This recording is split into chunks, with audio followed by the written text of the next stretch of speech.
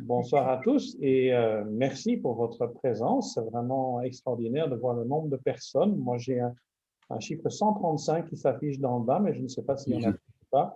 On verra ça, on fera le bilan après. Mais donc, c'est absolument parfait et je suis vraiment heureux de vous accueillir au nom des Mutualités chrétiennes à cette conférence. Alors, je me présente, je suis Didier Géronet et je suis le coordinateur du projet Vive Agora. Donc, ça fait un petit temps maintenant qu'on est en contact avec le Carmel. Donc, si vous êtes ici aujourd'hui, c'est que vous avez déjà entendu ou lu une série d'éléments par rapport au projet. Et donc, vous savez qu'on est en contact avec le Carmel pour le redéveloppement du site avec un projet tout à fait particulier que nous allons vous expliquer aujourd'hui. Alors, ce qu'on va faire ce soir, c'est vous parler du concept, vous parler des idées, vous parler du projet, des valeurs et de la philosophie que nous allons mettre en œuvre avec le projet Vive Agora à Wanlam.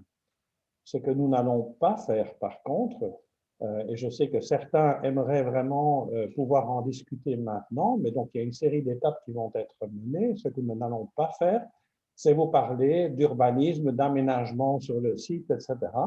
Donc, il y a des étapes qui vont être menées prochainement, donc je ne peux pas encore dire exactement quand, mais donc, pour la population qui souhaite avoir des informations, et c'est tout à fait légitime, bien entendu, sur le projet lui-même, sur l'impact pour le village, etc., il y a deux moments importants qui vont avoir lieu. Le premier, c'est une étude d'incidence. Donc, nous avons désigné la société ABV qui est chargée de mener l'étude d'incidence et qui lancera, et ce sera la première consultation populaire qui va avoir lieu avec les habitants du village et de l'entité de Wallin, c'est une étude d'incidence avec, pour commencer, une réunion d'information préalable.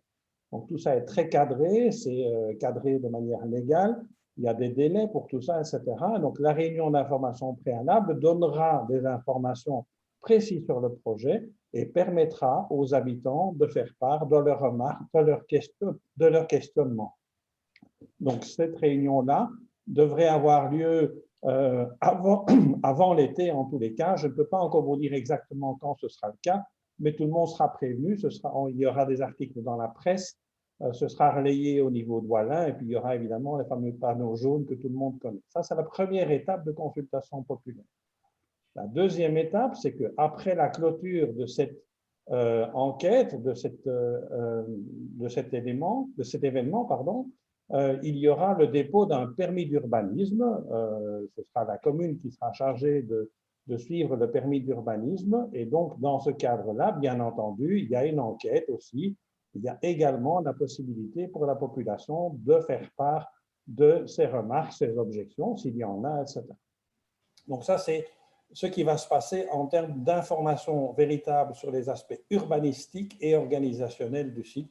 Ça n'est pas ce soir, je suis désolé si certains sont déçus par rapport à ça, mais aujourd'hui, on va vraiment vous parler du concept. Alors, le concept, il est mené avec un objectif prioritaire, c'est l'intergénérationnel, bien entendu, c'est répondre aux défis du vieillissement.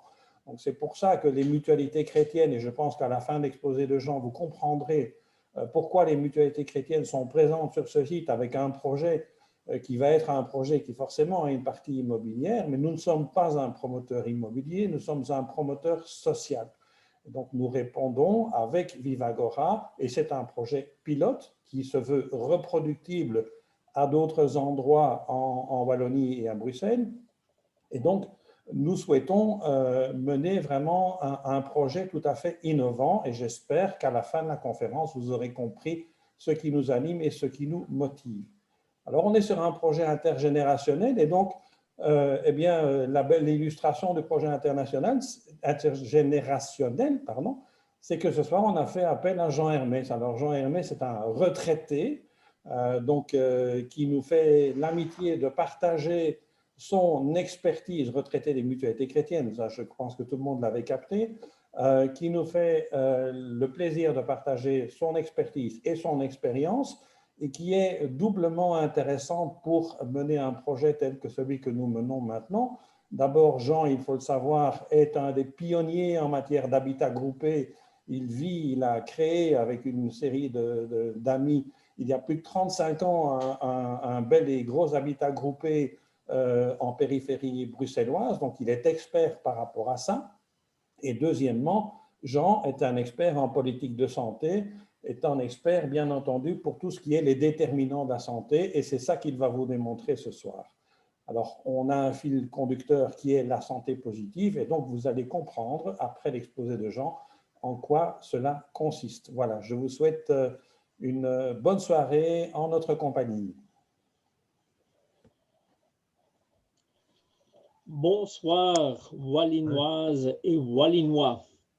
C'est avec beaucoup de plaisir et d'enthousiasme que je vais vous faire cette présentation qui, comme vous le voyez sur le titre, est une sorte d'utopie peut-être, puisque ça se nomme « La santé pour la vie à Wallin ». C'est un double sens. C'est la santé pour la vie, c'est-à-dire vivre, mais c'est la santé jusqu'à la fin de la vie. Est-ce possible? Et donc, vous allez voir à travers cet exposé, d'une part, les grands défis devant lesquels on se trouve, comment ça se vit aujourd'hui à Wallin, et puis comment peut-on, à Wallin, comme ailleurs bien sûr, concevoir un concept qui nous amène à vivre malgré les difficultés que nous connaissons tous, malgré les différentes restrictions au fur et à mesure de l'avancement de l'âge, et malgré tout, vivre en bonne santé jusqu'à la fin de sa vie. Et Vivagora est, en ce sens-là, un laboratoire, est une concrétisation de ce concept. Alors, pour y arriver, je vais d'abord essayer de vous esquisser les grands défis devant lesquels on se trouve et aussi qu'en est-il de la santé en Belgique et à Wallin. Sachez que quand je fais cette présentation, je le fais évidemment comme ancien secrétaire général des Mutualités chrétiennes, mais donc ayant à l'esprit aussi ce qui m'a conduit au cours de toute ma carrière, à savoir essayer d'arriver à atteindre la santé et les soins de santé pour tous. C'est un défi. Je crois que vous allez voir tout de suite que nous sommes devant de grandes inégalités et que donc, oui, nous ne sommes pas tous égaux. Et cependant, il y a moyen, pourtant, d'aller mieux et de vivre longtemps en bonne santé. Ce sera la deuxième partie de cet exposé, en se posant la question, c'est quoi la santé? Parce que parfois, aujourd'hui, et spécialement avec l'épidémie, la pandémie que nous vivons, on se focalise sur les décès, mais la santé, c'est plus que uniquement la mort, c'est aussi la manière, la qualité de la vie que nous menons bien avant. Et donc, qu'est-ce que c'est vivre longtemps en bonne santé? Et le projet Vivagora est là pour essayer de concrétiser ce concept. C'est aussi un défi, mais je le trouve passionnant parce qu'il est rempli de possibles. C'est pour ça qu'on l'a aussi appelé havre de possibles. Donc, commençons d'abord par avoir quelques notions sur l'état de la santé de la population en Belgique, mais avec quels défis et également avec quelques indicateurs à Wallin. Nous allons voir 4 points là-dessus. D'abord, parmi les défis, le premier, et qui a d'ailleurs été relevé par ce gouvernement, le ministre Frank Van den Broek a, dans sa déclaration, mis comme objectif de réduire les inégalités par rapport à la santé de 25%, ce qui veut dire qu'elles sont bien présentes, et je vais les illustrer. Elles sont présentes et on aurait vite l'impression que pour essayer de réduire ces inégalités, il faudrait investir plus dans les soins de santé et donc gonfler le budget des soins de santé qui est déjà très élevé en Belgique. Juste une petite idée, nous dépensons chaque année en Belgique dans les soins de santé de l'ordre de 45 milliards d'euros. 45 milliards d'euros, c'est pas mal. C'est plus que la moyenne européenne. Donc, on peut pas rougir sur ce que nous dépensons à les soins de santé. Pourtant, vous allez voir, ce n'est pas seulement par les soins de santé que nous allons pouvoir réduire ces inégalités. Il y a bien d'autres déterminants qui ont un impact sur la santé. Et puis le troisième challenge, c'est le défi du vieillissement. J'ai bien dit les défis du vieillissement. Et souvent dans les présentations que je fais ou dans les interpellations que je faisais au niveau politique, j'essayais de faire comprendre qu'il y a là un enjeu énorme qui est pourtant connu depuis longtemps. Je parle même d'un tsunami. Alors, s'y préparer longtemps à l'avance, c'est important puisque c'est un mouvement sûr et que nous pouvons anticiper.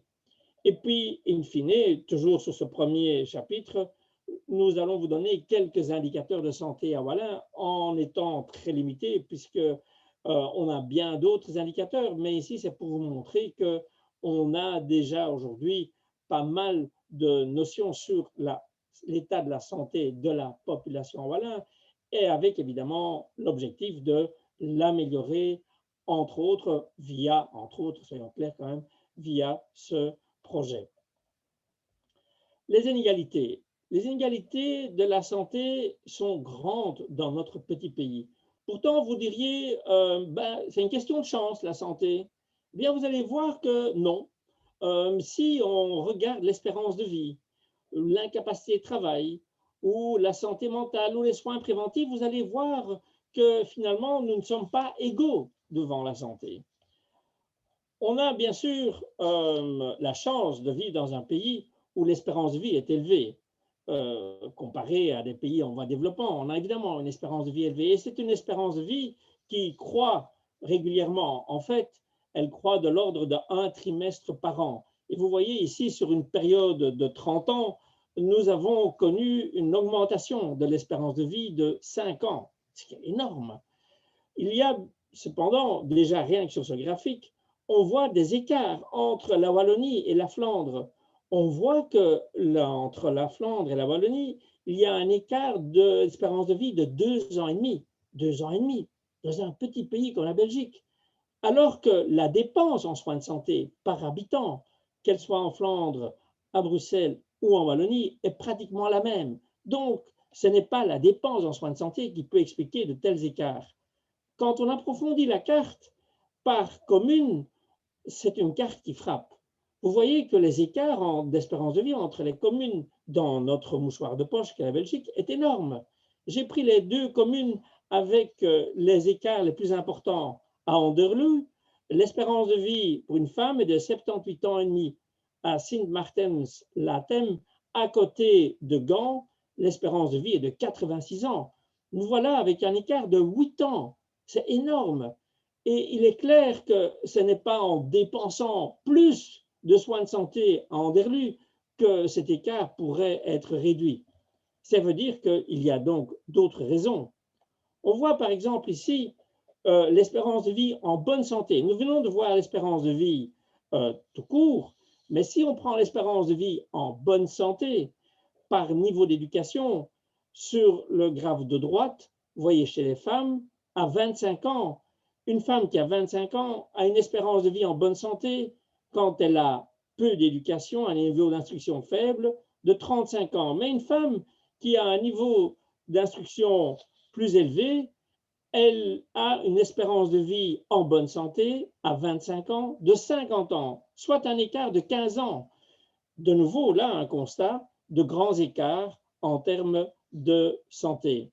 La santé perçue, elle est interrogée tous les 4 ans, plus ou moins, par une grande enquête qui étudie la santé des Belges. 10 000 Belges sont interrogés sur différents aspects. Et ici, on leur demande comment ils se sentent. C'est la santé subjective.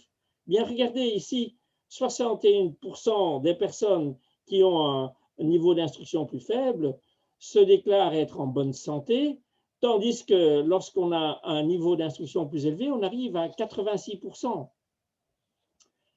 Encore un autre graphique qui est très interpellant. Vous voyez ici la population belge qui est classée en 5 catégories socio-économiques. Et ce classement est fait par l'ensemble, sur l'ensemble des données des mutualités. Et donc là, on voit que le taux de mortalité dans les catégories socio-économiquement faibles, donc inférieures, est plus élevé, nettement plus élevé que dans les catégories, dans les personnes qui sont dans les catégories socio-économiques supérieures. On voit également le même genre de différence, toujours cette courbe qui descend du haut vers le bas, c'est-à-dire une présence plus importante des maladies cardiovasculaires chez les personnes qui sont dans les classes socio-économiquement plus faibles. On voit également ce même genre de différentiel en termes d'incapacité de travail.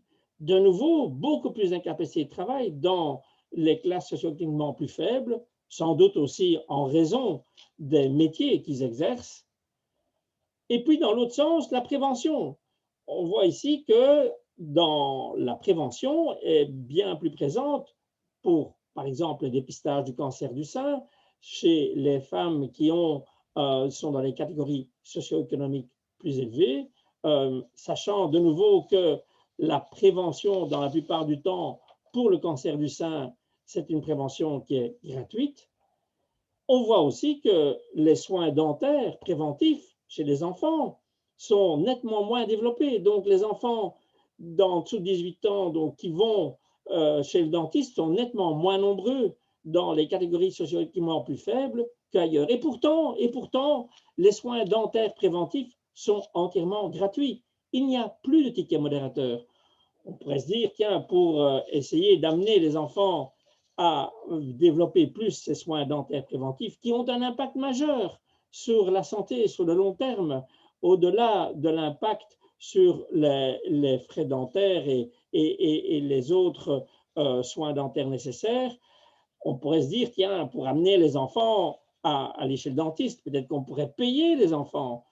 Mais non, le problème, il est culturel et si on veut amener un changement là-dedans, il faudra faire des campagnes dans les écoles, il faudra mener des campagnes de santé publique. C'était le premier point, le constat. Nous avons un bon système de santé qui est apprécié par les Belges, mais in fine, quand on voit l'état de santé et les inégalités, elles sont grandes. Et c'est là qu'intervient alors l'importance des déterminants socio-économiques sur la santé. En fait, les études sont nombreuses qui démontrent que le logement, l'alimentation, l'éducation, l'environnement, la sécurité routière ont plus d'impact sur la santé que les soins de santé. Et donc, si on veut améliorer la santé de tous, il faut agir aussi sur ces déterminants sociaux qui sont repris ici dans ce graphique assez classique où on voit que oui, l'alimentation, l'éducation, le milieu de travail, les conditions de travail, le logement, les installations sanitaires, tout ceci a plus d'impact sur la santé que uniquement les soins de santé. Et donc, ce qui veut dire qu'on peut travailler également sur ces conditions socio-économiques et culturelles.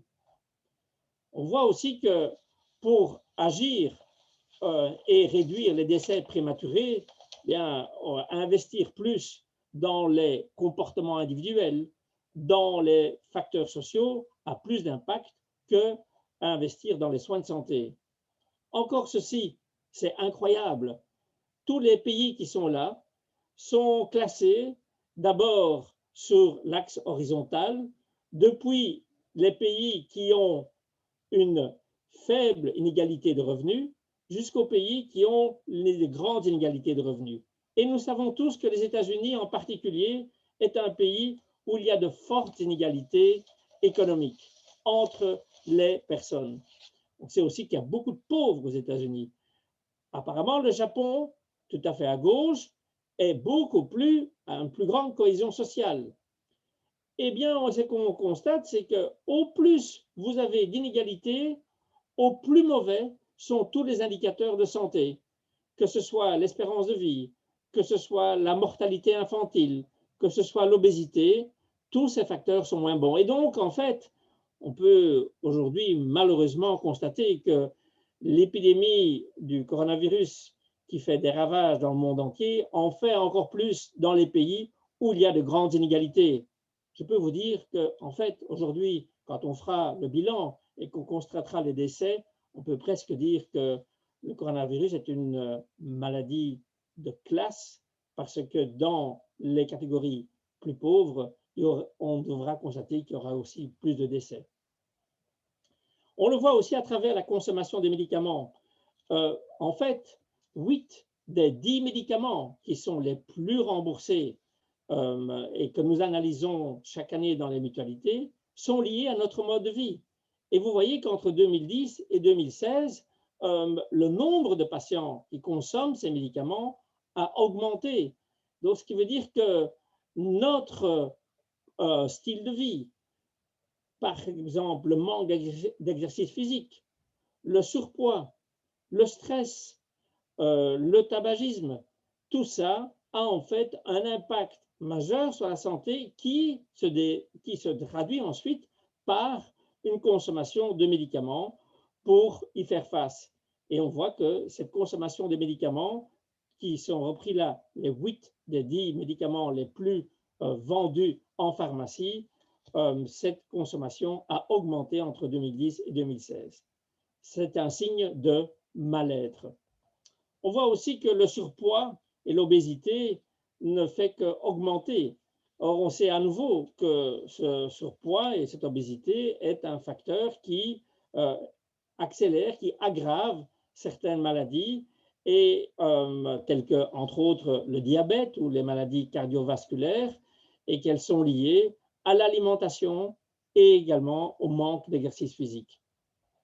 La santé mentale, de nouveau ici, on voit les différentes courbes qui montrent comment elle a évolué. Comment peut-on mesurer la santé mentale de nouveau à travers cette enquête sur la santé des Belges? Et vous voyez qu'en 2008, lorsqu'on a eu cette crise financière, la santé mentale a régressé, puisqu'on voit ici que le pourcentage de la population qui se sent mal a augmenté. On voit aussi que ce pourcentage a augmenté malheureusement aussi en Wallonie, aussi en 2013, en 2018, ça a augmenté, donc c'est la courbe de droite, donc c'est un signe de nouveau de mal-être que de voir cette difficulté en santé mentale.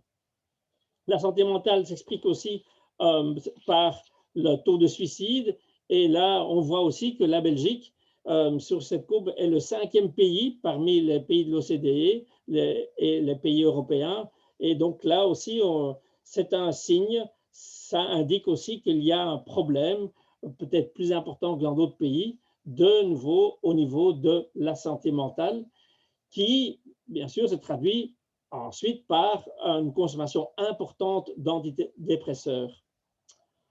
La sécurité routière aussi est un exemple où on sait qu'on peut gagner beaucoup d'années d'espérance de vie. Or, là aussi, on voit que par rapport à d'autres pays, on peut faire nettement mieux. Si je prends la Suède ou le Danemark, par rapport à la Belgique, qui est au-dessus de la moyenne européenne, on voit bien qu'on peut là, de nouveau, améliorer la santé, pas simplement pour éviter, bien sûr, les décès, mais avec également des accidents qui ont des conséquences en termes de soins et en termes de désastres pour certaines familles. Le troisième grand défi, c'est le défi du vieillissement. Donc, nous avons vu d'abord qu'en Belgique, on a un bon système de santé, que, honnêtement, nous pouvons être satisfaits, mais que malgré tout, malgré ce bon système de soins de santé, on a de grandes inégalités par rapport à la santé. Et puis, on a vu aussi que les soins de santé n'expliquent pas tout pour la santé. Il y a d'autres déterminants qui sont plus importants, et on a pu voir qu'effectivement, à travers des indicateurs sur la santé mentale, sur l'obésité, sur la consommation de certains médicaments, que oui, il y a des soucis, qu'il y a probablement des politiques à développer pour agir sur ces autres déterminants de la santé. Et puis, il y a le défi du vieillissement. Je dis bien les défis du vieillissement. Et j'ose parler d'un véritable tsunami.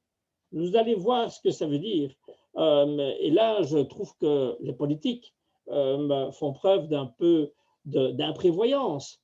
Alors que s'il y a bien une donnée dont nous sommes sûrs, c'est le nombre de personnes âgées qui va arriver, puisqu'elles sont nées depuis déjà des dizaines d'années.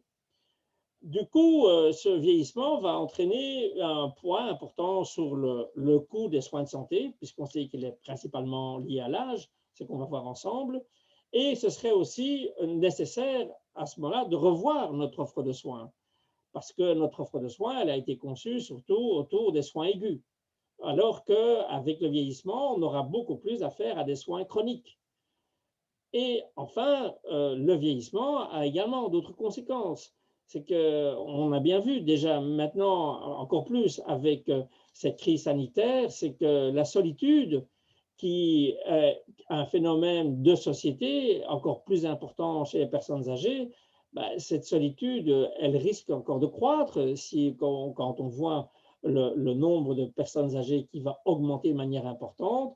Et puis aussi, la question est de savoir comment va-t-on faire face aux soins chroniques nécessaires pour eux, sachant qu'aujourd'hui, et déjà avant, le maintien à domicile était possible surtout et principalement grâce aux soins informels, comme on dit, grâce aux aidants proches, grâce aux aidants naturels. Et donc là, il y a un formidable enjeu pour l'avenir qui se prépare. Et encore une fois, si on ne s'y prépare pas, là, je crains que finalement, ce sera chacun pour soi avec des risques de privatisation des soins.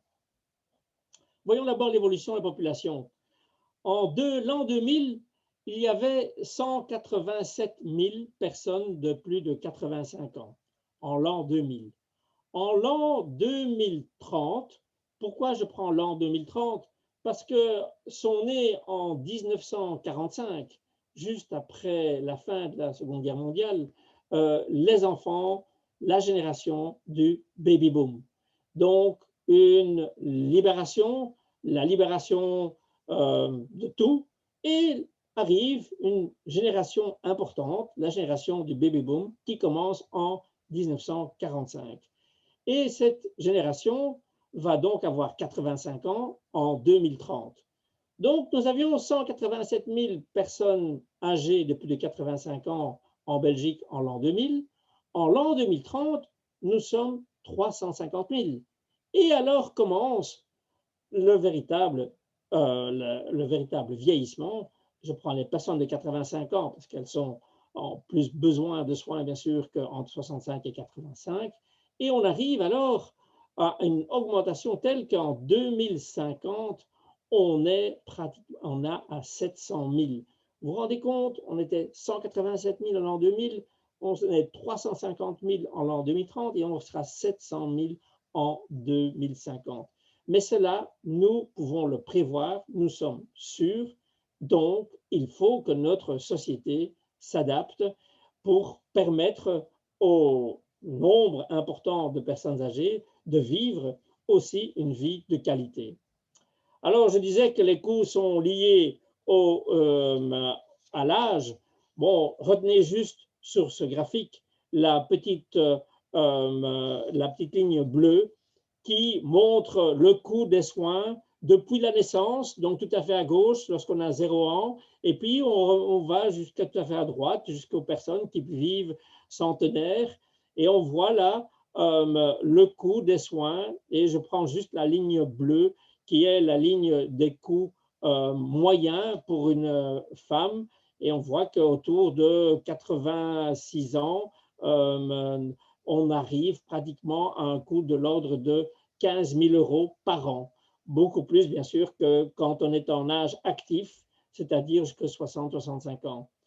Entre parenthèses, ceci explique évidemment la solidarité, la sécurité sociale. Ce sont les actifs qui, par leur cotisation, permettent aux pensionnés, aux inactifs, de faire face évidemment au coût des soins. Mais donc, c'est évidemment pour l'avenir une réalité dont il faudra tenir compte. Ce qui frappe aussi, c'est, comme je vous ai dit, le problème de la solitude et le fait que des ménages, quand ils sont isolés, ont évidemment plus de difficultés à rester seuls à la maison. En fait, de manière un peu étonnante, à Bruxelles et en Wallonie, beaucoup de places en maison de repos sont occupées par des personnes âgées qui sont valides. Et on peut se demander ce qu'elles font là. Mais en fait, les deux raisons principales, c'est la solitude et la sécurité. Donc, ce qui veut dire qu'une société qui pourrait être plus en lien, pourrait offrir plus de liens sociaux, pourrait aussi donner un environnement qualitatif de sécurité, réduirait fortement la demande en maison de repos. Le suicide des personnes âgées est également un indicateur triste qui donne également une idée quand même du vécu des personnes à un âge plus avancé. Voilà le taux de suicide que l'on constate entre les différentes tranches d'âge. Bon, c'est un signal qui montre qu'il ne suffit pas de donner des années à la vie, mais peut-être qu'il faudra aussi donner plus de vie aux années. Et voilà. Donc, nous avons vu 3 défis. Le défi des inégalités par rapport à la santé, le défi des déterminants sociaux et enfin, nous avons vu le défi du vieillissement. Alors, quelques indicateurs à Wallin pour se poser la question, est-ce qu'on vit bien à Wallin? Est-ce qu'il y a des indicateurs qui pourraient donner une indication que oui, il y a quand même à travailler sur certains aspects? Voyons tout d'abord quelques aspects démographiques. Vous voyez que la population à Wallin a augmenté en 20 ans de 32%, de 5 412 habitants à 7 187. C'est une croissance importante. On voit aussi qu'il y a, ce qui est normal aussi, une population âgée de plus de 65 ans qui augmente régulièrement, augmente plus vite. Et d'ailleurs, on le voit sur le graphique de droite, sur ce slide, où vous voyez les 3 couleurs, les couleurs qui expliquent chaque fois la population jusqu'à 19 ans, de 20 ans à 64 ans et au-delà de 65 ans. Et oui, à Wallin aussi, on connaîtra un vieillissement important, comme on le connaît de manière générale en Belgique. L'espérance de vie à Wallin, eh bien, c'est une espérance de vie élevée, 81 ans. Ceci, ce sont des données qui viennent de l'Institut Wallon des statistiques et qui ne sont pas comparables entièrement avec la méthode développée au niveau national, mais donc qui peut comparer toutes les communes en Wallonie. Et bien Wallin, avec 81 ans, se situe au-delà, et bien au-delà, de la moyenne constatée en Wallonie et même dans le Brabant wallon. Quelques indicateurs de consommation en soins de santé qui sont aussi des indicateurs de difficultés qui montrent qu'effectivement un mal-être peut être présent, c'est le nombre de traitements par antidépresseurs. On voit ici qu'on est à 13% de la population, ce qui est énorme, hein, au-delà de 18 ans, mais à Wallin en particulier, on est à 13,4%. On est un peu plus bas que la région wallonne. On voit aussi que le dépistage du cancer du sein est proche de la moyenne belge, ce qui veut dire quand même, puisque si on prend la moyenne belge, c'est une moyenne qui est calculée avec Bruxelles et avec la Flandre. Bruxelles, sur certains aspects, n'a pas non plus de très bons résultats. Ça veut dire qu'en Flandre, on arrive à des taux de dépistage plus élevés. De même que pour les soins dentaires préventifs, cette fois-ci, c'est pour toute la population. Et quand, justement, tout à l'heure, je parlais des soins dentaires préventifs pour les enfants, vous voyez qu'à Wallin, pour les enfants en dessous de 18 ans, on a effectivement des pourcentages de visites chez le dentiste qui sont plus élevés que le Brabant wallon, plus élevés que la région wallonne, mais qui montrent quand même qu'il y a de la marge de progression possible. J'ai simplement repris encore un élément, c'est les antibiotiques. Les antibiotiques qui sont un problème de santé publique en Belgique puisque nous consommons trop d'antibiotiques. On le voit ici clairement. Vous avez la Grèce, la France et puis la Belgique. Ça, c'est la consommation d'antibiotiques chez nous qui est énorme et qui est 2,5 fois plus par habitant que par exemple aux Pays-Bas. Et ça crée des gros problèmes de résistance parce que, justement, prendre trop d'antibiotiques n'est pas bon non plus. Et lorsqu'on voit la consommation d'antibiotiques par arrondissement, ben, on constate que, alors que la moyenne belge est élevée, on a une consommation encore plus élevée dans certains arrondissements. Et ici, en particulier, on voit dans le Brabant wallon qu'on a une consommation encore 10% plus élevée par rapport à la moyenne belge. Il y a là du travail.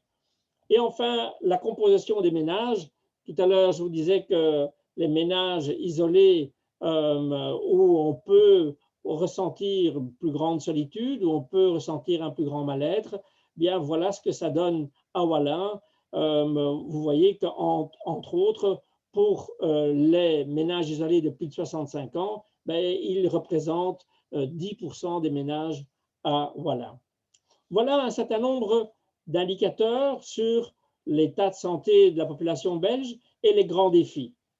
Les inégalités, comme je dis, les déterminants sociaux et le vieillissement. Mais avec tous ces défis, posons les questions, comment peut-on y faire face? Comment peut-on donner des perspectives? Comment peut-on tout simplement vivre longtemps en bonne santé, ce que nous souhaitons tous? Mais pour répondre à ça, il faut se poser la question, c'est quoi la santé?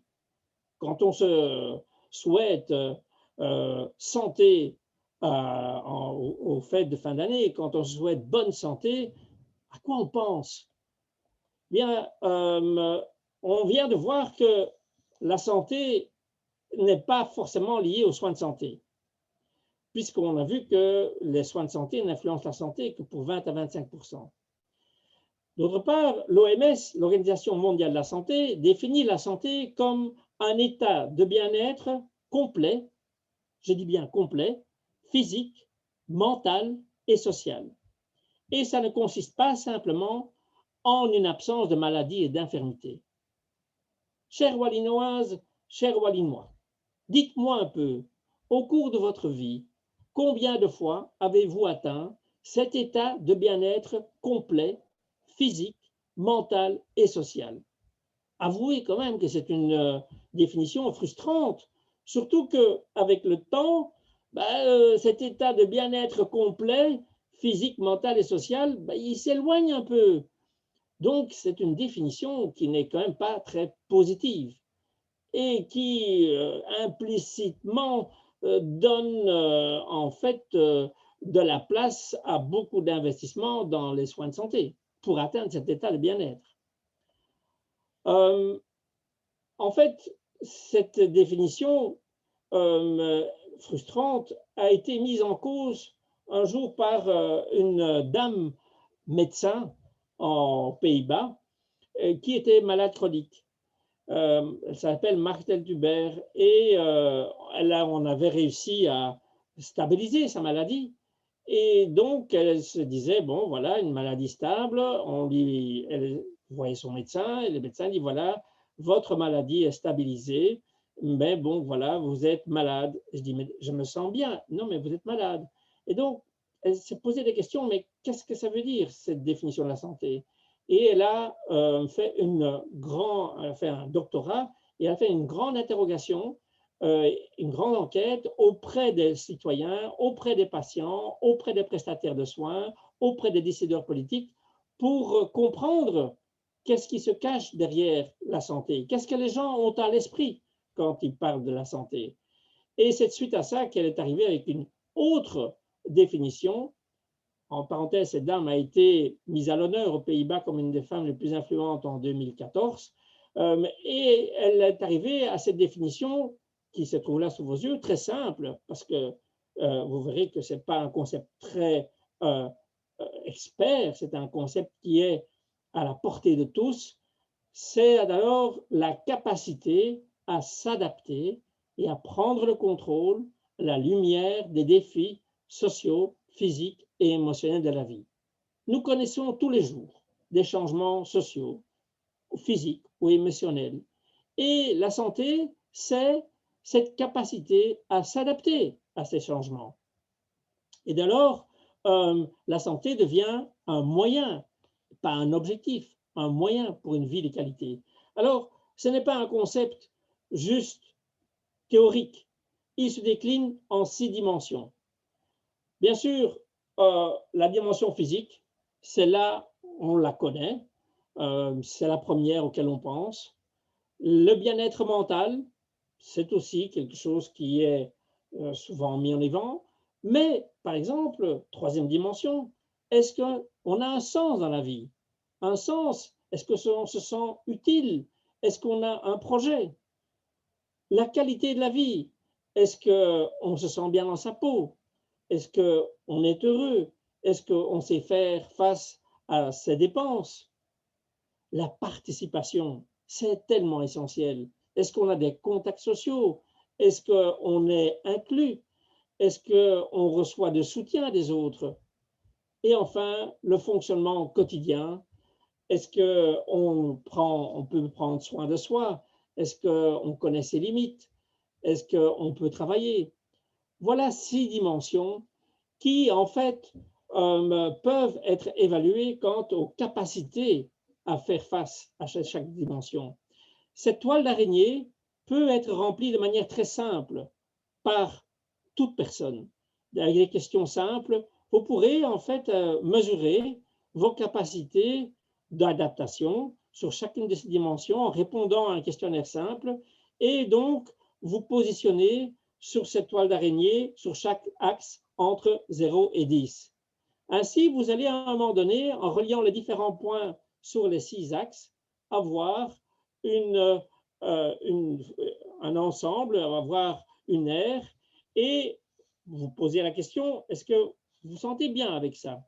Alors, ce que je vous dis aujourd'hui sur ça, ça n'a l'air de rien, mais en fait, aujourd'hui, des médecins généralistes en Belgique déjà l'intègrent dans leur pratique quotidienne. Parce que lorsque, effectivement, on voit cet ensemble, ces 6 dimensions, et que, par exemple, une personne, en remplissant les petites questions, par exemple, sur l'axe de la participation, finit par dire je me sens fort seul, ben, un médecin généraliste, souvent, il a dans sa boîte à outils des antidépresseurs.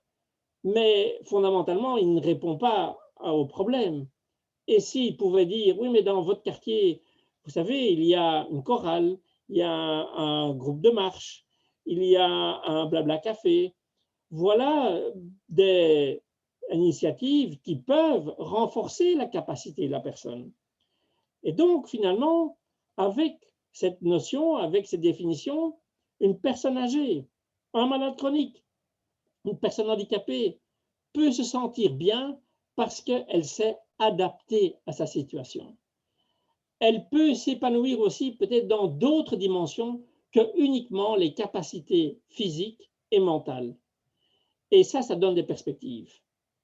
Maintenant, il ne faut pas uniquement que ce soit une question de volonté individuelle.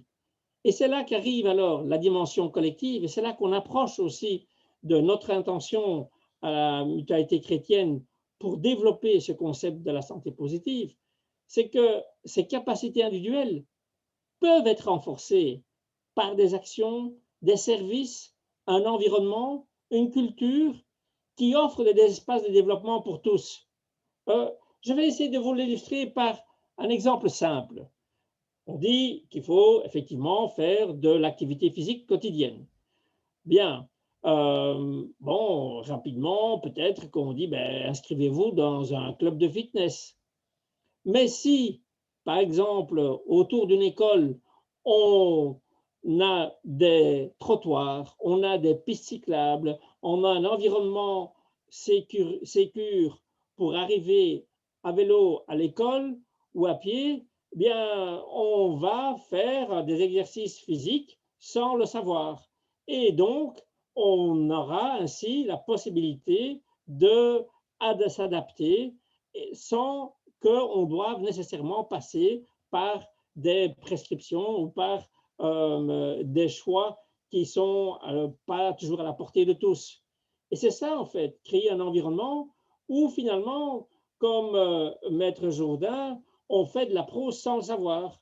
On est en lien sans devoir faire une prescription parce que l'environnement y pousse. Et cette approche semble donner des résultats. En effet, on a constaté 5 zones bleues dans le monde. D'ailleurs, si ça vous intéresse, vous tapez sur Internet les Blue Zones et vous verrez des zones où effectivement on a constaté que des gens vivent anormalement longtemps et anormalement longtemps en bonne santé, c'est-à-dire heureuse. Alors ces 5 zones bleues, vous les voyez là, et on a cherché à identifier les caractéristiques communes des habitants de ces zones. Et on en voit 4. La première, c'est qu'ils ont une activité physique suffisante et naturelle. Donc faire son potager, par exemple, pouvoir se déplacer facilement pour ses courses, avoir un environnement qui invite à la promenade. Ils ont aussi un but dans la vie, et ce, à un âge plus avancé. C'est important d'être en projet. Ça maintient avoir une consommation naturelle et saine et en général semi-végétarienne. On sait quand même que l'alimentation, elle est à la base de pas mal de problèmes, maladies cardiovasculaires, le diabète, donc une nourriture saine, semi-végétarienne, va contribuer à une vie de qualité. Et puis, elles ont aussi une vie communautaire plus intense en famille ou en communauté. Voilà les caractéristiques qu'on retrouve dans ces zones bleues qui sont proches de ces définitions de la santé positive. Et maintenant, ici à Wallin, comment peut-on imaginer développer des services, un environnement qui permet justement le développement, qui permet l'émergence de cette santé positive pour une vie de qualité et de santé. Et c'est véritablement là l'enjeu, le défi que nous proposons avec le projet Vivagora. Je répète, la mutualité chrétienne, elle a comme objectif principal, c'est améliorer la santé et les soins de santé pour tous. Mais quand on analyse tout ce que je viens de montrer, dire qu'il faut investir encore plus dans les soins de santé, c'est sûr qu'ils doivent être de qualité, qu'ils doivent être suffisants, que l'accès aux soins de santé doit être assuré, mais les inégalités nous montrent que ça ne sera pas suffisant. Donc il faut oser montrer et investir que autrement est possible et autrement va offrir aux habitants des possibilités nouvelles et pour tous aussi une capacité de s'adapter. Et donc, avec cette vision, ce pari, pour nous, c'est de renforcer les capacités de chacun en développant une offre de services collectifs qui ainsi participe au renforcement des capacités individuelles. Donc, bien sûr, chacun est responsable, mais en même temps, si vous avez un environnement qui facilite, qui renforce, qui vous invite à des déplacements à pied ou des déplacements en vélo, qui vous invite aussi au contact avec les autres, qui vous donne aussi des possibles projets, sans doute qu'à ce moment-là, vous allez aussi être plus en capacité de vous adapter et de vivre cette santé positive. Jean, encore une petite dizaine de minutes? D'accord. Les objectifs du projet Vivagora sont 1. Renforcer les capacités d'adaptation de chacun. Participer à donner du sens dans la vie. Faire émerger, concrétiser la santé communautaire et créer un noyau vivant, solidaire et solide et un havre porteur de qualité de vie. Alors concrètement, et j'insiste, ici ce sont des exemples, mais qui vont se concrétiser dans le projet Vivagora et regardez les 3 petits points. Ceci, c'est à co-construire, ceci, c'est à imaginer ensemble. Je prends les 6 dimensions. Regardez aussi les 6 icônes qui se retrouvent aussi sur l'image de Vivagora. Je me sens bien en forme. Ça veut dire qu'on va essayer sur le site d'avoir des promenades avec un centre d'intérêt. Je vis dans un quartier où il y a un pâturage avec des ânes. Je peux vous dire que le nombre de familles qui y vont uniquement pour effectivement rencontrer ces animaux proches, ben, ça invite à la promenade. Des chemins agréables et sûrs pour une mobilité douce, des aires qui permettent d'envisager des jeux extérieurs facilement, une plaine de jeux pour enfants, des potagers évidemment, les potagers qui sont eux facteurs d'activité physique. Le bien-être mental, c'est avoir aussi des lieux de repos et de quiétude. Nous avons essayé de préserver par le projet architectural un maximum d'air naturel où effectivement il y a cette paisibilité et on va également maintenir la chapelle qui est un endroit de quiétude. On va évidemment aussi viser l'intergénérationnel, c'est dit dès le début, parce que là il y a le pari du vieillissement et nous croyons très fort que cet intergénérationnel peut amener les personnes à vivre plus longtemps chez elles. C'est aussi un projet inclusif dans la mesure où on va permettre aux personnes à plus faible revenu d'accéder à la propriété ou des loyers plus bas. Et puis, il y aura la reconnaissance et le partage des talents de chacun. Moi, en tout cas, ici, dans l'habitat groupé que nous vivons, nous sommes tous différents, nous avons tous des talents. Mais ces talents partagés sont une richesse énorme, mais ils sont peut-être pas connus, ils sont peut-être pas la possibilité d'être échangés. La donner du sens, c'est donner confiance dans l'avenir et à continuer à atteindre des idéaux. Et là, c'est pour ça qu'on l'a appelé Havre des possibles. Mais il y a des espaces qui seront prévus pour des ateliers d'activité, des espaces de salles polyvalentes où les uns et les autres peuvent proposer une activité ou avoir des projets qui sont soutenus par d'autres. Voilà un espace qui peut favoriser l'émergence de projets et donc à donner du sens.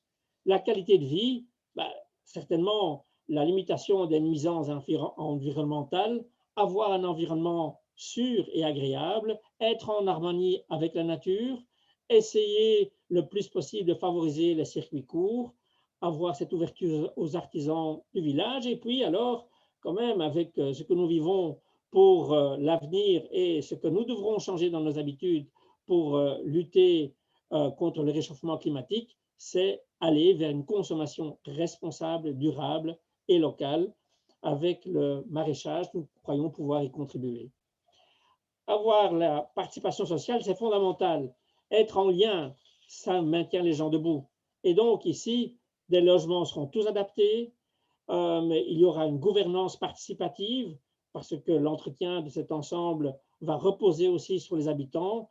Il y aura une grande mixité, il y aura des espaces de rencontre, des salles communes, une salle polyvalente, et il y aura aussi un animateur, un facilitateur permanent présent pour justement permettre de découvrir tout ce qu'il y a prévu comme ensemble et services collectifs et de découvrir ce que ça peut signifier en termes de projets et d'activités et de participation.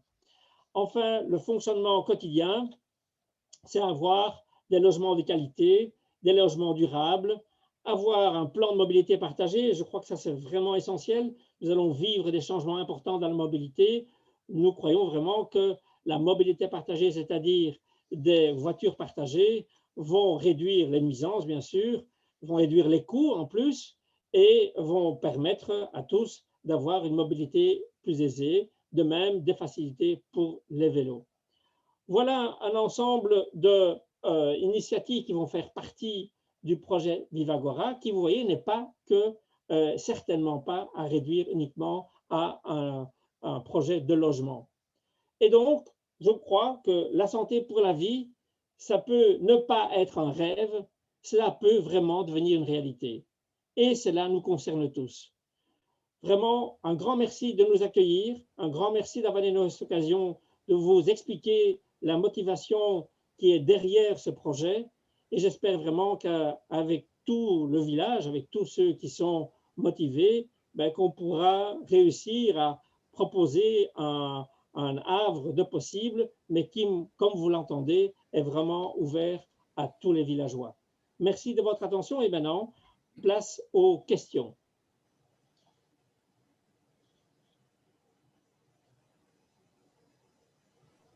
Vas-y, prends.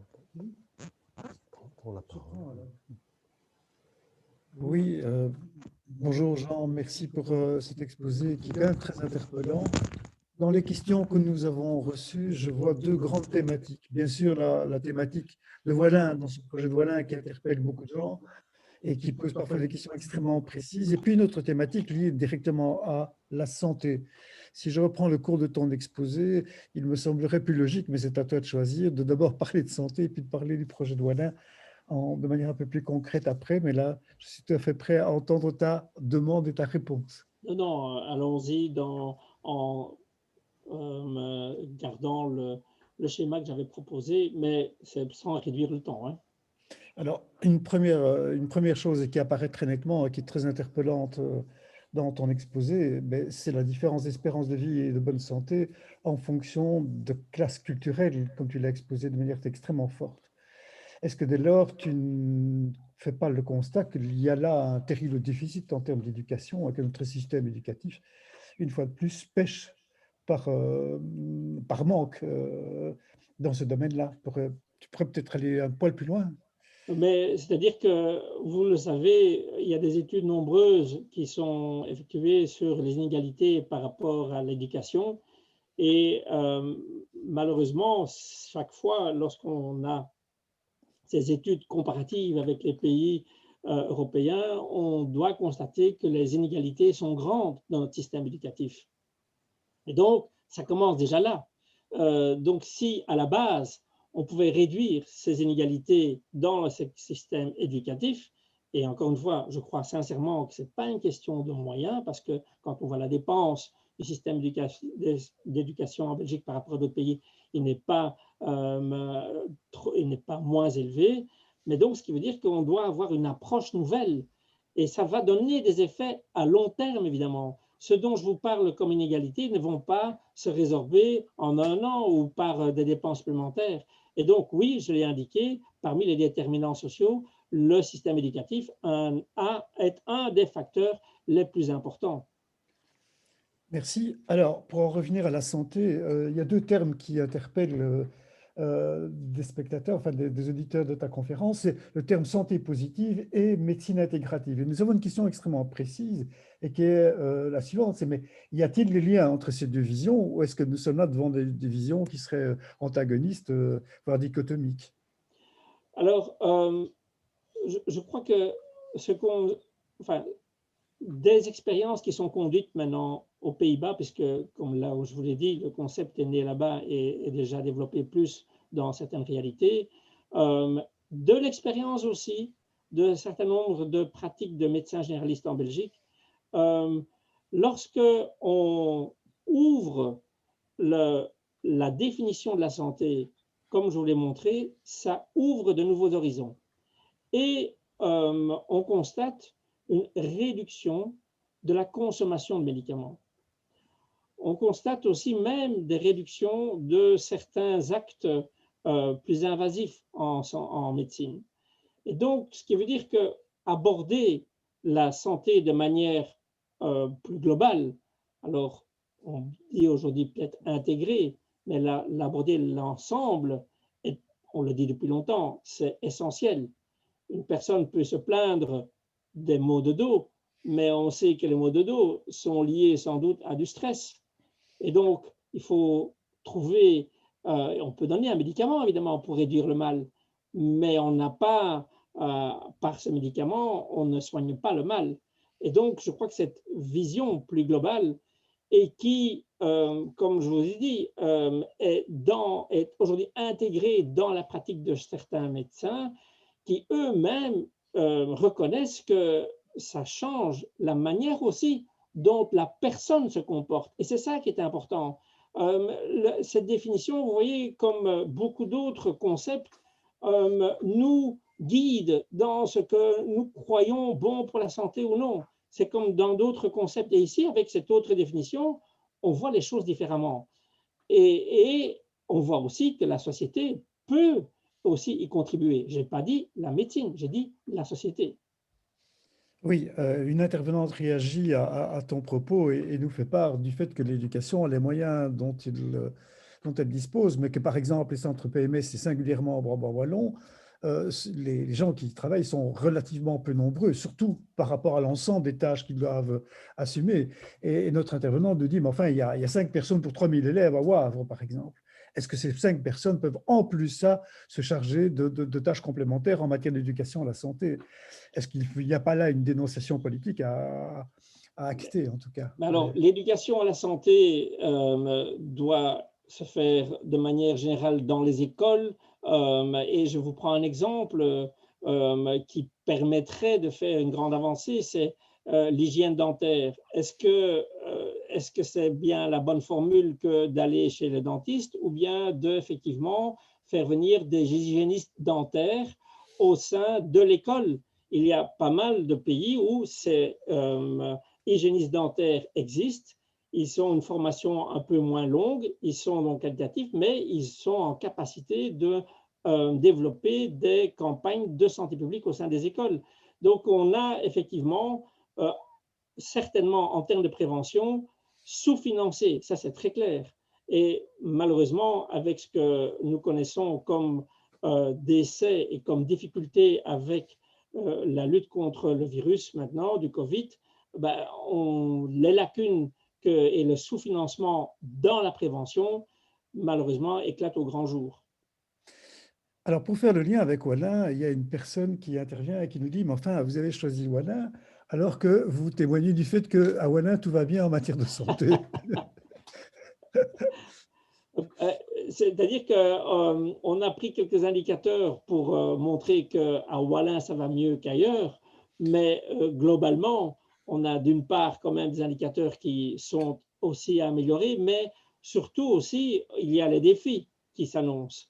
Et que donc, pour faire face à ces défis, ce n'est pas, comme vous avez vu, la veille qu'on va pouvoir les résoudre. Et je crains vraiment, je vous le dis sincèrement, que si on n'investit pas dans un environnement de qualité pour les personnes âgées, dont je fais partie, hein, un jour ou l'autre, donc je suis aussi moi-même pris dans cette perspective et dans cet enjeu, je crois que si on ne fait pas attention, demain, ceux qui pourront se payer une vie de qualité, c'est ceux qui pourront la payer. Et ça m'inquiète très fort. Alors sur Wallin, il fallait s'en douter, nous avons bien des questions, et bien des questions même parfois très précises sur le projet. Une première question, elle est assez logique, mais qui pourra éventuellement se porter candidat dans ce projet? Est-ce qu'il faut nécessairement être affilié à une mutualité chrétienne? Est-ce qu'il y aura possibilité d'être locataire ou d'être propriétaire? Et voilà, on est parti pour une série de questions techniques et précises. Écoutez, je vais être sincère, nous avons, depuis l'annonce du projet, et je crois plus spécifiquement les contours et l'intention du projet. Pour nous, l'intention du projet est plus importante que bon, tous les aspects matériels qui sont bien sûr aussi importants, mais c'est d'abord l'intention. Et on sait que quand on a cette intention, une motivation, une mobilisation, nous pouvons arriver à des solutions et des propositions qui sont inimaginables. Mais donc, ici, depuis lors, on a déjà reçu de nombreuses marques d'intérêt, des personnes qui se sont déjà très clairement portées candidates. Nous avons bien sûr un nombre de places limité. Il y aura à la fois des possibilités d'investissement, des possibilités effectivement d'achat d'appartements et il y aura des possibilités de location. Nous allons évidemment veiller, puisque ça, on se rend bien compte, à une mixité suffisante. Quand on parle d'intergénérationnel, ben forcément, ça doit être intergénérationnel. Donc, le nombre de places sera limité. On va prévoir tout un mécanisme d'abord de présentation du projet, parce qu'il y aura une charte qui devra aussi être sur laquelle les personnes devront adhérer, puisque les espaces collectifs, les espaces communs seront quand même importants. Et je vous donne un exemple, l'habitat groupé dans lequel je vis depuis 35 ans et qui, par ailleurs, a les mêmes habitants depuis 35 ans, ce qui est quand même un signe, on a effectivement, nous travaillons régulièrement, tous ensemble, pour le bien commun. Donc, ce qui veut dire que ces liens ne vont pas se créer uniquement simplement parce qu'on est voisins. c'est parce qu'il y a aussi des activités communes. Et donc, tout ça va être exposé et peut-être qu'alors des personnes vont se dire bah, ça ne correspond pas à mon objectif de vie, ça ne doit pas. Et donc, voilà, on va peut-être devoir être sélectif s'il y a trop de candidats, mais attendons d'abord de voir effectivement que tous les contours du projet. Alors, une autre question, elle est liée toujours au projet de Wallin, mais elle est surtout liée à l'environnement. Une intervenante ou un intervenant, je ne sais plus, me disait, oui, mais enfin, est-ce que ça n'aura pas un impact sur 2-3 rues avoisinantes? Et sous question, un autre intervenant qui visiblement connaît bien Wallin dit, mais est-ce que vous avez bien mesuré qu'il y a un véritable problème d'isolement des jeunes? Et donc, est-ce que le projet pourrait impacter cette problématique-là? Et effectivement, en fait, pourquoi Wallin en tant que tel, est-ce qu'il n'était pas plus opportun de développer ce genre de projet dans le Hainaut, par exemple? Écoutez, nous, on n'a pas cherché un terrain ici. Il faut reconnaître qu'avec le Carmel, avec l'ASBL du Carmel, il y a eu des contacts qui ont amené une entente, une compréhension, une volonté aussi de Sœur Suzanne que son lieu puisse continuer à rayonner des valeurs de solidarité, des valeurs sociales. Et donc, on s'est retrouvé à se comprendre. Évidemment, on pourrait sans problème imaginer qu'ailleurs, on développe le même genre de concept. D'ailleurs, Didier l'a dit, notre intention, c'est d'en faire un projet qui peut servir d'exemple, de modèle et qui se déclinera avec ses propres caractéristiques sans doute ailleurs. Mais je crois qu'ici, on a une opportunité pour tout le village. Parce que quand j'entends effectivement que les jeunes sont isolés, l'objectif, c'est que dans le projet, il y aura une place qui sera en lien direct avec le village, qui va offrir aussi des possibilités aux jeunes.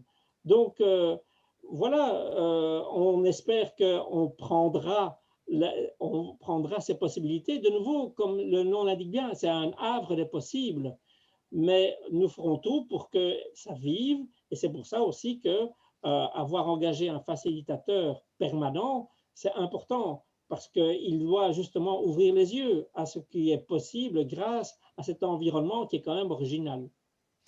Alors, une question mais qui est tout à fait en lien avec ce que tu viens d'exposer, c'est, dans le fond, toute une série d'actions vont probablement prendre leur initiative au sein de ce projet. Et la question qui est posée, c'est est-ce que ça viendra réellement, toutes ces actions sociales qui devraient être entreprises, est-ce qu'elles viendront de ce nouveau site qui va se créer, ou bien est-ce qu'effectivement, ça restera l'apanage de la commune? Bien, nous avons de la chance et je voudrais ici, je ne sais pas s'ils sont présents puisqu'il y a beaucoup de monde, mais je voudrais quand même remercier les autorités communales de l'accueil qu'ils nous ont fait et de l'écoute d'abord, puisqu'on a encore passé par un certain nombre de permis, soyons clairs, hein, c'est sûr, mais quand même on a eu un accueil très écoutant et très attentif. Et je crois qu'entre autres, les autorités communales se sont rendues compte que si ce terrain était vendu demain à un promoteur immobilier, peut-être qu'on risquait de se trouver là avec alors la construction d'un certain nombre d'habitations avec typiquement peut-être 4 façades, avec peut-être tout le terrain occupé, avec évidemment peut-être aussi un accès limité dans la mesure où il faudra avoir certains moyens pour y habiter. Ici, on se trouve avec une organisation qui a d'abord et avant tout comme objectif de rendre justement un logement accessible d'abord, mais surtout aussi dans un contexte qui va plus loin qu'uniquement un habitat et un logement. Et donc, nous espérons que ceci va rayonner surtout on pourrait rêver, excusez-moi, chers Wallinoises, Wallinois, mais évidemment, on pourrait se dire, tiens, il y aura les privilégiés qui pourront, et j'espère, profiter et s'épanouir dans ce lieu qui est, comme j'ai dit, très ouvert, qui se veut ouvert à l'ensemble du village et des fonctions qui vont d'ailleurs être co-gérées, j'espère. Mais on pourrait très bien imaginer que ce concept de santé positive se développe aussi dans des quartiers existants. Et il faut être original. Sinon, ma foi, c'est un peu frustrant. Et donc, le concept de santé positive se décline, par exemple, dans une école, peut se décliner même dans un hôpital. Donc, ça veut dire que cette vision change la manière dont on voit les actions, les initiatives à prendre par rapport à la santé. Mais, vous l'avez compris, ici, il y a vraiment une possibilité unique et, je dis bien, c'est un champ des possibles. Ce sera aux habitants de les saisir et de les faire vivre. Sur ce concept de santé positive, Jean, est-ce que quelque part il y a une base de données existante d'ouvrages ou de sites web à aller voir, fréquenter pour comprendre en détail ce que ça veut dire et quel serait le lien effectivement avec le projet Vivagora? Alors là, vous pouvez aller sur le site de la Mutualité chrétienne où effectivement, en français, en irlandais, vous avez toute une série de textes autour de ce concept. J'ajoute aussi que aujourd'hui, comme je vous ai dit, certains médecins l'utilisent dans leur pratique quotidienne et je crois aussi que ce serait intéressant que les acteurs de soins de santé de la commune aient l'occasion de rencontrer des pairs qui expliquent comment ça a changé leur pratique et comment ils l'ont intégré. Je vous dis que c'était un concept très simple. Ce n'est pas un concept d'expert, j'insiste. C'est un concept que tout citoyen peut facilement comprendre et peut l'intégrer dans son quotidien. Mais encore une fois, là, les autorités publiques, si elles entrent dans ce concept, elles peuvent créer un environnement qui favorise tous les citoyens à pouvoir développer leurs capacités. Merci. Et là, il y a quand même une intervenante qui, au passage, en profite pour non pas poser une question, mais remercier le Carmel et singulièrement les sœurs qui acceptent un tel projet. Comme elle fait remarquer, effectivement, bravo, qu'en général, plutôt, elle préfère la solitude. Et là, elle vient vers du monde. Il y a aussi ce constat et qui me semble important est-ce que peut-être, si on en a encore le temps, là je me retourne vers mon collègue Maxime, mais ce serait peut-être de détailler un tout petit peu maintenant quels sont les modes de présentation du projet Vivagora à Wallin qui vont être mis en place et de manière beaucoup plus profonde et beaucoup, avec plans techniques et renseignements administratifs, de manière à ne pas laisser trop d'inquiétude dans la tête de nos participants. Je laisserai la parole peut-être à Didier qui connaît plus les différentes étapes, mais je dirais juste simplement ceci, c'est que ce projet, comme tout projet, doit respecter toutes les étapes. Et donc, ce qui veut dire que, étant donné l'ampleur du projet, il y a même une étape supplémentaire qui doit être celle de l'étude de l'incidence. Et donc, toutes ces étapes seront publiques. Il y aura une consultation, je crois, populaire.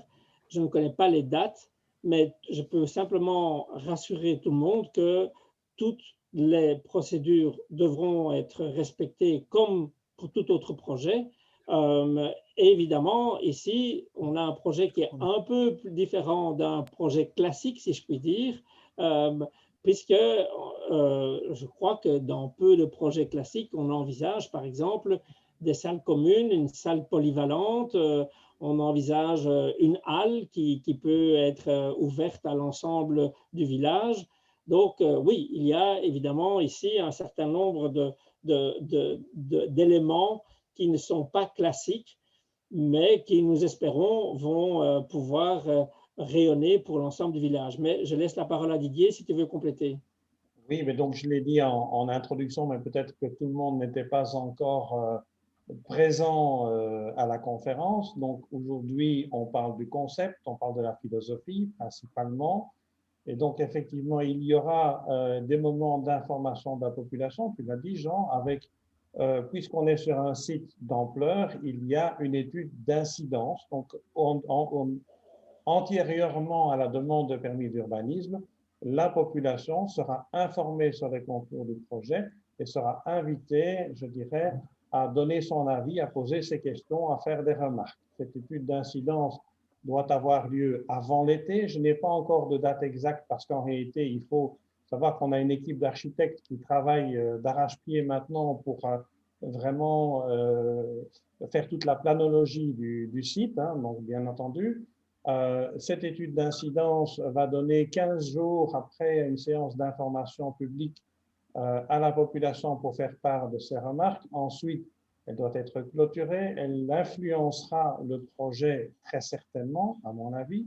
Et puis, il y a une demande de permis d'urbanisme qui sera faite début septembre, avec bien entendu l'enquête publique classique, etc., dans la procédure tout à fait légale. Entre-temps, on a informé la population, ceux qui ont le Wallinfo ou ceux qui ont lu l'article dans En Marche, on a informé la population, en tous les cas, sur nos intentions en dehors du concept, mais aussi sur l'aménagement, donc des grands espaces verts qui sont conservés, des bâtiments historiques qui sont conservés également, etc. Donc, il y a toute une série de principes qui ont été donnés déjà maintenant.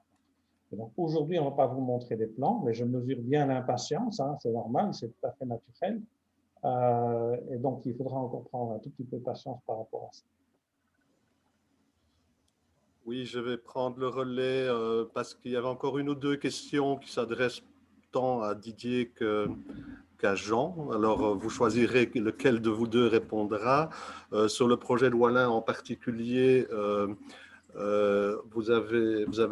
Didier a bien expliqué que les questions vraiment précises et techniques, ce n'était pas l'objet du jour ce soir. N'empêche qu'il y a quand même des questions de fond sur la mutualité chrétienne est-elle propriétaire du site? Qui va financer les travaux? Ça, je pense que quand même, vous pouvez donner quelques mots d'explication là-dessus. Et alors, je sais, Didier, que tu l'as expliqué dans le chat, mais c'est la proportion de locataires et de propriétaires qui serait prévue. La question est revenue, donc peut-être peux-tu le dire oralement. Et alors, à Jean en particulier, il y a une question qui me paraît fondamentale. Une personne demande comment allez-vous assurer sur le long terme la pérennité de l'esprit du projet. Et donc, ça pose à la fois la question de la structure juridique, évidemment, mais tu as évoqué, Jean, la nécessité d'adhérer à une sorte de charte. Peut-être peux-tu être un peu plus précis sur en quoi cette charte va permettre de maintenir l'esprit sur le long terme? Voilà, je propose de commencer avec les premières questions qui s'adressaient à moi en particulier. Donc, le principe qu'on a retenu, c'est de développer un Community Land Trust. Le Community Land Trust, en réalité, c'est une manière qui s'est beaucoup développée à Bruxelles et qui s'est énormément développée dans les pays anglo-saxons de l'Est et qui tend à… Il y a quelques tentatives en région wallonne. Je pense que ce sera d'ailleurs le premier Community Land Trust de cette ampleur en région wallonne, mais il y en a d'autres plus importants qui suivront, notamment à Louvain-la-Neuve. Et donc, le principe du Community Land Trust est que le sol, donc le terrain, reste propriété d'une fondation d'utilité publique, qui est constituée pour devenir et rester propriétaire du sol. Ensuite, le bâti sera pour partie revendu et pour partie loué. Revendu, on est sur une proportion aujourd'hui estimée à 60% des logements qui seront vendus, donc sous forme acquisitive. Les gens achèteront les briques, mais pas le sol, ce qui permet aussi d'avoir une entrée, je dirais, en termes d'acquisition qui est nettement plus favorable et nettement plus intéressante que les prix du marché. C'est aussi l'objet. Et puis 40% de logements qui seront très probablement loués. Comme on est sur un projet qui est intergénérationnel, avec quand même une proportion assez importante de personnes âgées, je pense qu'il serait assez réaliste d'imaginer qu'une personne de 85 ans va acquérir son logement pour habiter sur le site. Donc, c'est aussi la raison pour laquelle on fait évoluer un peu le modèle de Community Land Trust qui, jusqu'à présent en Belgique, est essentiellement acquisitif. Voilà. Alors, un message par rapport à ça, parce que j'avais lu une série de commentaires, même indépendamment du chat aujourd'hui. Donc, on assure avec un Community Land Trust la durabilité, je dirais, du modèle anti-spéculatif. Donc, en réalité, les personnes pourront acquérir ou louer un bien en dessous des prix du marché, et lorsque ces biens passeront de génération en génération d'occupants, ils resteront en dessous des prix du marché. Et ça, c'est le lien avec la charte, effectivement, qui est quelque part un engagement de chacun lorsqu'on rentre dans ce Community Land Trust à respecter cet esprit-là. Alors, Thierry, comment peut-on assurer sur le long terme? Donc, d'abord, je crois que ce qui est très important, c'est qu'on a effectivement une description de l'intention du projet. Ce sera donc bien la charte. La charte va comporter un certain nombre d'engagements auxquels on s'attend lorsqu'on vit dans cet ensemble. Pourquoi? Parce que les espaces collectifs seront nombreux, qu'on souhaite que les habitants les prennent en charge et que dès lors, comme par exemple, moi je le vis depuis 35 ans, les habitants prennent du temps, un temps qui est un temps festif pour l'entretien de l'ensemble. Ça veut dire qu'on n'est pas juste là avec son logement, on est aussi responsable pour la vision de l'ensemble. Ça veut dire qu'il y aura une gouvernance à laquelle on demande de participer, une gouvernance démocratique, qu'il y aura donc aussi une proposition, une demande de participer à certains travaux d'entretien, bien sûr en fonction de ces divers. Je vous donne un exemple. Lorsque chez nous, on travaillait au jardin, préparer le repas. Donc c'est très divers, mais ça s'organise bien. De connexion. Habiter là, c'est avec un certain esprit. Et cet esprit, il va être décrit dans cette charte et qui fait que voilà, c'est peut-être possible que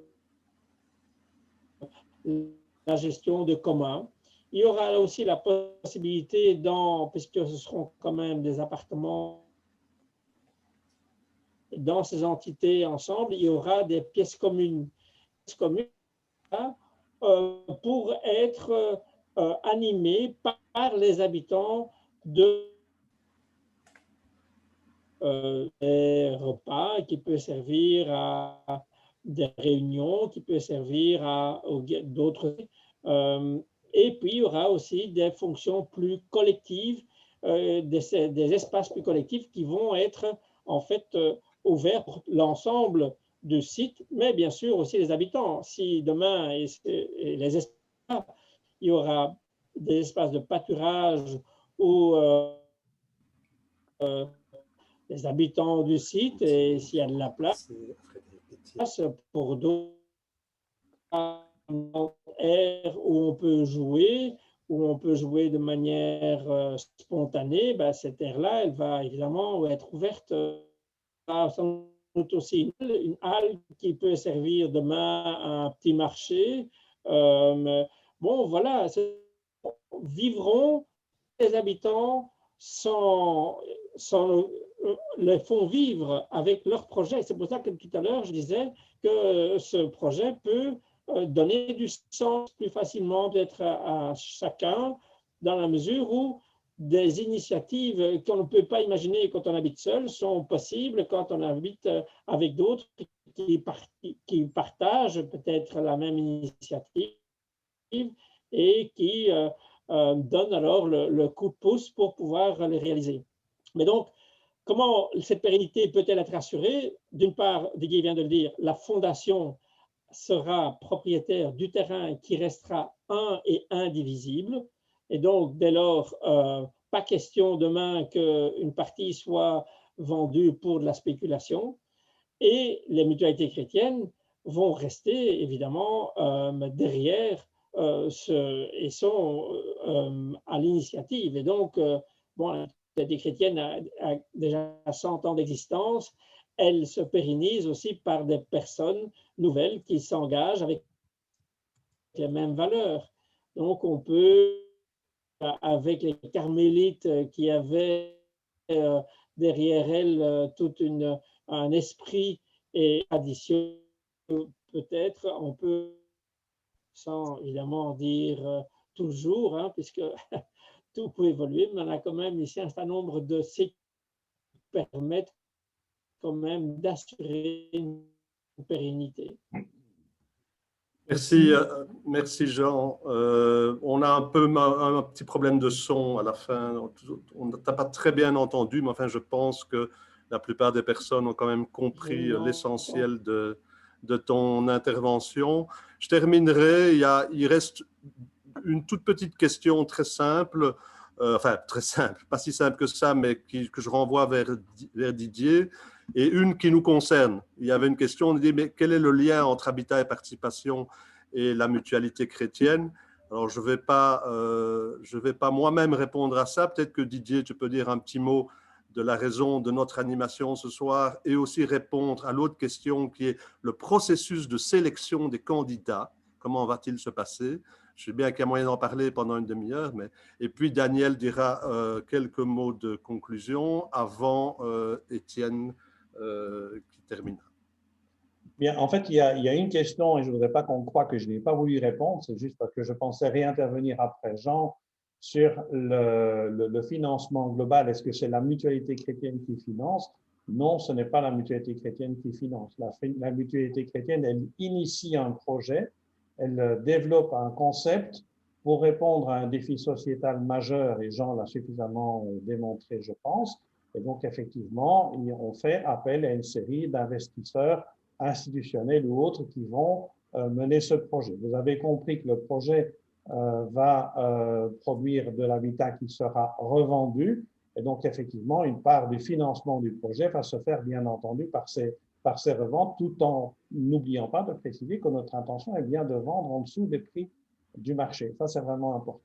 Alors, sur la question habitat et participation, donc habitat et participation est vraiment une référence en matière d'habitat collectif et d'habitat groupé.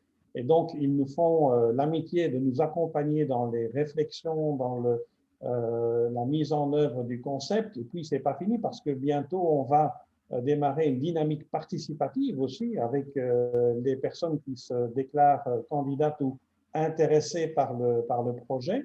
Et donc, toute cette dynamique-là, ben, c'est leur travail, c'est leur habitude, ils font ça très, très bien. Et donc, ils vont continuer d'accompagner le projet. Habitat et participation est aussi une référence en matière de community land trust. Donc, ils sont tout à fait impliqués dans la charte pour l'émergence de community land trust en Wallonie, tout comme Créagora et les mutualités chrétiennes du reste. Et donc, à ce titre, effectivement, c'est très chouette de pouvoir compter sur l'expertise de Habitat et Participation. Et je m'en excuse auprès d'eux parce qu'en réalité, j'étais un peu trop vite à l'introduction. Je devais leur passer la parole pour qu'ils se présentent. Donc, je fais amende honorable et pas de voilà. souci. Mais peut-être Daniel peut dire quelques mots sur HEP et puis Frédéric Etienne clôturera. Oui, ben merci Didier. Je crois que j'ai dit beaucoup de choses. Alors, je vais quand même répondre à une question personnelle parce que dans le chat, j'ai vu, mais qu'est-ce que Daniel Mignolet fait là, quoi? Et ben oui, ben je travaille chez Habitat et Participation et j'en suis membre de son conseil d'administration. Donc forcément, un projet comme voilà n'avait pas échappé. Et c'est vraiment un grand plaisir pour nous de travailler sur ce projet-là. Quant à moi, personnellement, ben, je travaille sur l'antenne bruxelloise d'HEP et ce n'est pas du tout une anecdote. Je voulais simplement en dire un mot rapidement, mais nous travaillons sur Bruxelles, nous accompagnons le CEPES et la ville de Bruxelles qui est à l'initiative de 5 projets d'habitat intergénérationnel, dont un d'une taille tout à fait extraordinaire, centre-ville de Bruxelles, de presque 300 logements. Et donc, effectivement, nous avons 36 ans d'expérience dans le métier. Et ça ne veut pas dire que nous en savons tout, nous en apprenons tous les jours, ça c'est clair. Mais clairement, ce genre de projet ne pouvait que nous intéresser. Et donc, on travaille là-dessus avec grand plaisir. C'est singulièrement aussi mes collègues wallons, c'est-à-dire Maxime et Thierry, qui sont en responsabilité de cette collaboration, mais j'y m'y joins vraiment avec beaucoup de plaisir. Alors voilà, si un jour vous avez dans l'idée de créer un habitat solidaire, que ce soit à Bruxelles, ou un habitat groupé, que ce soit à Bruxelles ou en région wallonne, eh bien adressez-vous à nous via nos sites ou nos numéros de téléphone. On peut vous garantir qu'on vous répondra. On peut vous garantir aussi qu'on ne vous répondra pas tout de suite, tellement nous avons des demandes pour le moment. Voilà, je crois que c'était à peu près tout ce que nous pouvions dire aujourd'hui. Quand même, d'abord, merci aux conférenciers, merci à cette soirée, parce qu'elle s'est vraiment bien déroulée. On n'a pas eu d'incident technique, si ce n'est un tout petit peu de perte de réseau de gens tout à l'heure. Et ben, je remets la parole à, voilà, Frédéric Etienne. à Frédéric Etienne. Voilà, bonsoir à tous. Donc, pour conclure, donc, mon nom est Frédéric Etienne. Je suis membre de la direction de la Mutualité chrétienne et je suis en charge du département entrepreneuriat social et innovation sociale. Alors, quand on parle de mutualité, on va d'abord penser les remboursements des attestations, les vignettes jaunes, les versements d'indemnités quand on est malade. Mais nous sommes convaincus, et j'espère qu'on vous a convaincus aussi, que le rôle d'une mutualité, la mission d'une mutualité, c'est de faire parfois plus que ça.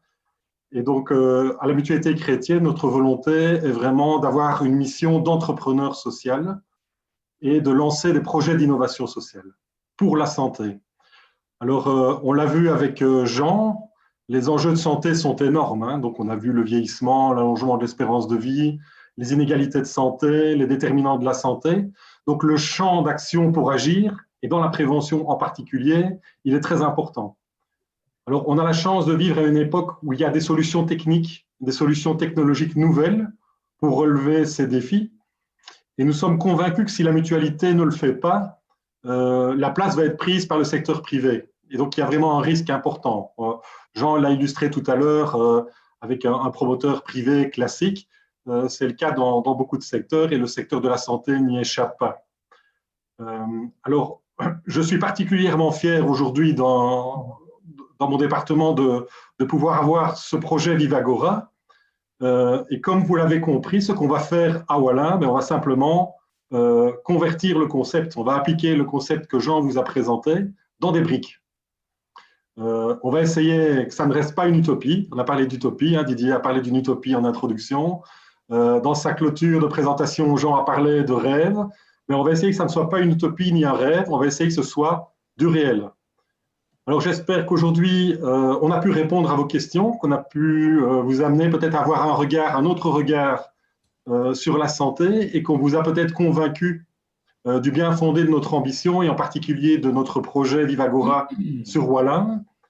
Je voudrais vraiment adresser des remerciements chaleureux à Jean. On a la chance, malgré qu'il est pensionné, on ne l'a plus comme collègue, de pouvoir encore compter sur lui, sur sa présence, son expertise pour faire des interventions. Et on l'a vu ce soir encore, c'est toujours aussi passionnant. Je voudrais remercier Didier et Catherine pour la mutualité, pour la préparation de la conférence. Merci à Maxime, Thierry et Daniel d'Habitat et Participation également pour la préparation de la conférence. Et enfin, merci à vous tous pour votre intérêt. Je pense qu'on a compté à un moment donné jusqu'à 160 participants au plus fort de la conférence. Merci à vous tous pour vos questions et votre intérêt sur le projet. Comme on l'a déjà dit, on l'a répondu dans les questions, le projet concret du Carmel fera l'objet d'une consultation de la population, dès bien sûr qu'on sera suffisamment avancé dans les procédures. Je vous souhaite une très très bonne soirée et vous souhaite à bientôt et vous dis à bientôt. Au revoir. Merci et bonsoir à tous. Bonsoir à tous.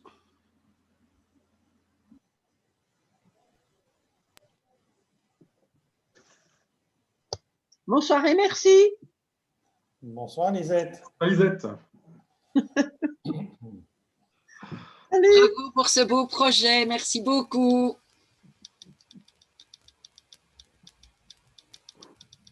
Merci beaucoup Didier. Merci Thierry. Merci. Très dynamique, très